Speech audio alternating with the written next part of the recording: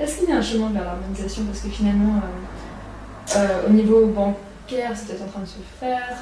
Mais... il y a un chemin vers la convergence. Parce que l'harmonisation, ça fait uniformisation, et ça veut dire qu'en gros, il faut qu'on avance. L'idée, c'est pas de plaquer un modèle contre l'autre, l'idée, c'est pas d'imposer un modèle à l'autre, l'idée, c'est d'aller vers un chemin de convergence. Pourquoi ?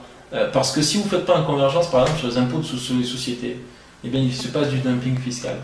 Si vous ne faites pas une convergence comme on a fait sur la monnaie, eh bien, il y avait de la concurrence entre les monnaies. Si vous ne faites pas de la convergence budgétaire, mais qu'est-ce qui va se passer? Vous allez avoir des pays qui vont être plus endettés que d'autres, et donc on va les aider, donc ça va créer des difficultés, et donc il va y avoir des comportements de passagers clandestins, etc. Donc, c'est pas la convergence sur l'harmonisation pour l'harmonisation, c'est pas de dire on prend une feuille et puis on sera content. C'est la convergence pour créer de la croissance. Et c'est la convergence pour créer justement des synergies positives en Europe. Donc voilà, regardez l'histoire de l'énergie. Pourquoi il faut qu'on ait une communauté européenne d'énergie? Parce que c'est la question de l'indépendance de l'Europe. On a construit l'Europe sur un triptyque pain, paix, liberté. Dans pain, paix, liberté, il y a le mot pain. C'est l'idée de construire l'indépendance alimentaire à la Société mondiale, de dire voilà, on va vivre nos propres productions.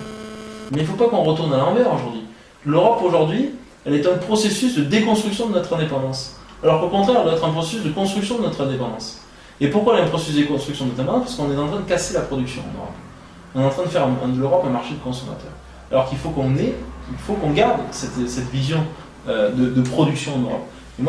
Et pourquoi on doit faire une communauté européenne de l'énergie? Parce qu'on achètera l'énergie ensemble moins cher et parce qu'on pourra construire une indépendance, un bouclier énergétique commun et une indépendance énergétique commune. Il ne faut pas avoir d'un côté vouloir l'indépendance alimentaire et de l'autre côté tomber dans l'indépendance énergétique. Parce que sinon, l'Europe sera dépendante du reste du monde. Et à ce moment-là, nous ne serons qu'un vaste client pour tous les autres territoires. Et je crois que franchement, on mérite mieux que ça.